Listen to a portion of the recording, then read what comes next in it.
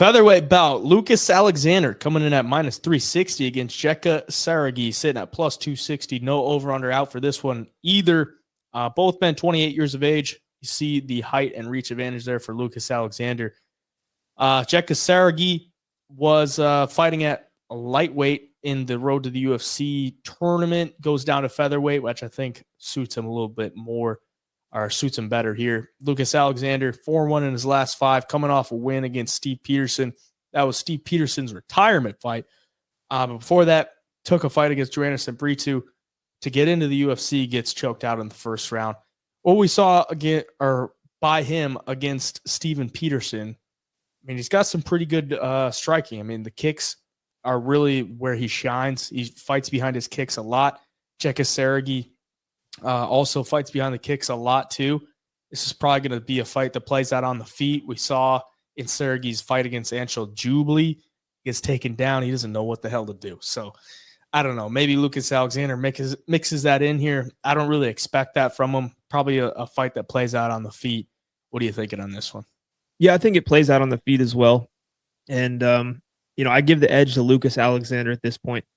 Jeka Saragih gets finished by Jubilee, who we saw kind of got fraud checked against Mike Breeden in his last fight, which is a little worrisome. Like, Jeka looks good right out of the gate because he's explosive.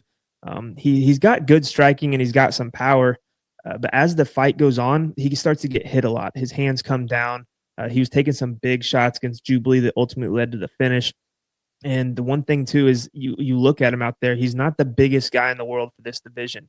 Lucas Alexander, a little bit taller, longer. I think his striking is just a little, I don't even want to say more technical. It's hard to explain. I think Alexander's striking is going to be more efficient here. Jeka, he's always loading up and looking for the big shots. And if it doesn't come, he's getting hit in return. He's getting pieced up and people are putting volume on him.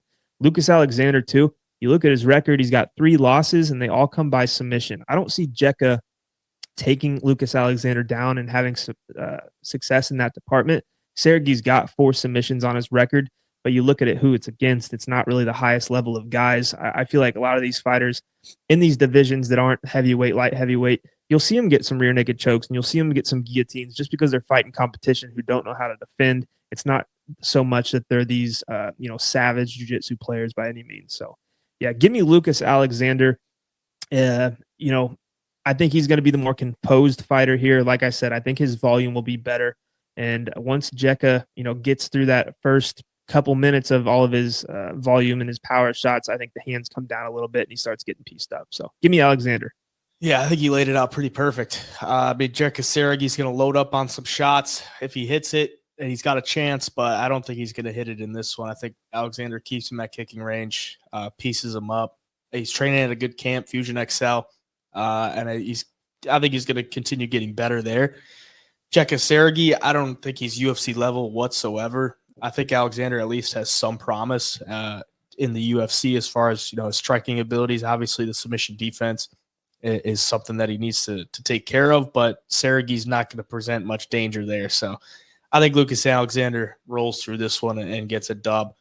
But Saragih, if he can make it dirty and just get Lucas Alexander off his game, he's got a chance. I just don't see it happening. So Alexander would be the pick for me.